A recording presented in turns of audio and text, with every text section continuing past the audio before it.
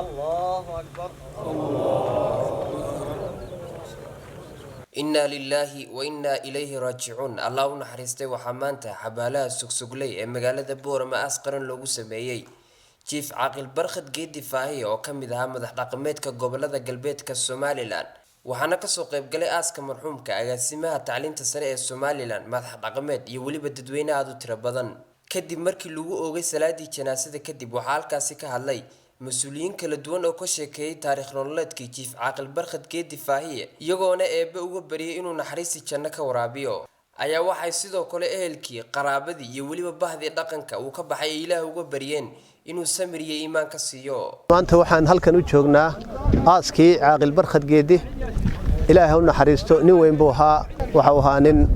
aad iyo aad u wanaagsan caaqil weyn buu ahaa waxaan leeyahay Ilaahay samir iyo iimaan naga siiyo ehelkiisii iyo qaraabadiisii iyo asxaabtiisii inna lillahi wa inna ilayhi raaji'uun Ilaahay u naxariisto barkhad geedi Allah u naxariisto janno ka waraabiyo nin fiican buu ahaa nin aad iyo aad wada shaqeynay buu ahaa nin samafalka ku fiican buu ahaa nin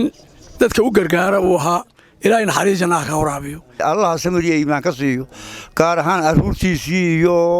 muxuu ahaa xaaskiisii eheladii intuu dhow Allah ka siiyo reerkii muxuu ahaa odayga ka ahaana Allah samir iyo iimaan ka siiyo wax fiican Allah inoogu soo bedelo lillahi wa inna ilayhi raaji'uun Ilaahay ha u naxariisto barkhad geedi Ilaahay ha u naxariisto adoon fiican buu ahaa oo helu janno Ilaahay meel fiican ha dhigo in badan buu soo shaqaystay xasanaade Ilaahay kuwiisina barakaha inoo galiyo Ilaahay dhamaanteenba samir iyo iimaan Allah inaga siiyo bahda dhaqanka samir iyo iimaan Allah ka siiyo Somaliland samir iyo iimaan Allah ka siiyo barkhad geedi Allah u naxariisto jannada Allah siiyo jannada waliba jannada firdawsa Allah dajiyo nafo cambo marxaati baan ka nahay oo ninka maanta inteenaas marxaad firta wanaagiisa la sheegay Ilaahay uu jannada ku abaal mari barkhad geedi maanta dhintay Ilaahay u naxariisto oday muslim buu ahaa oday islaam buu ahaa oday dadka u gargaaro ahaa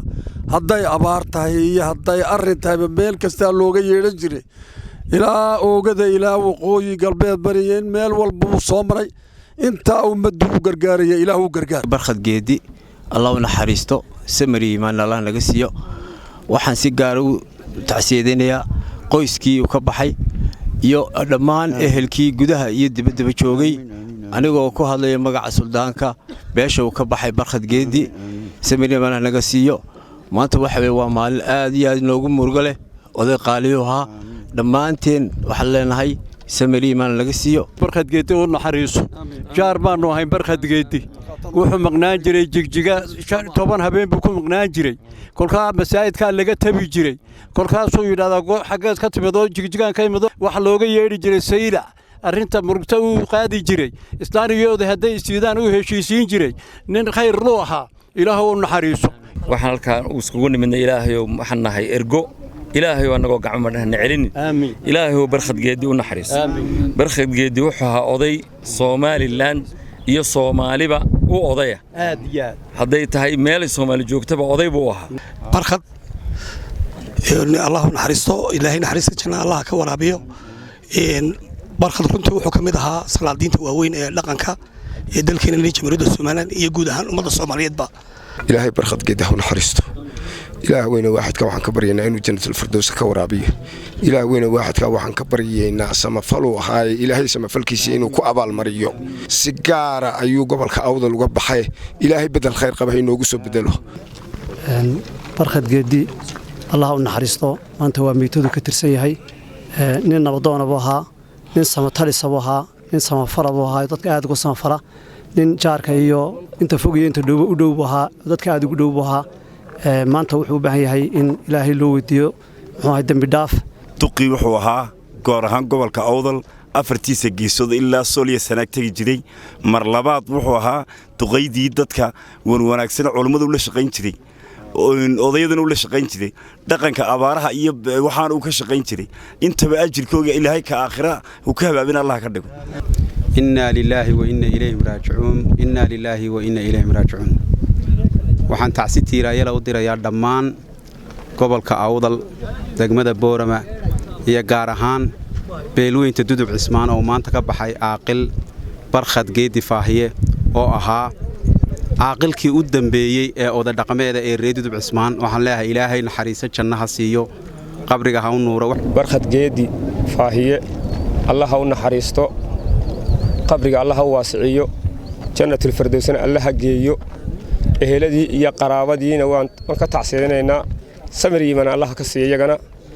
marxuumku marxuum aad u wanaagsan buu ahaa inna lillahi wa inna ilayhi raaji'uun halkan waxaan maanta ku aasnay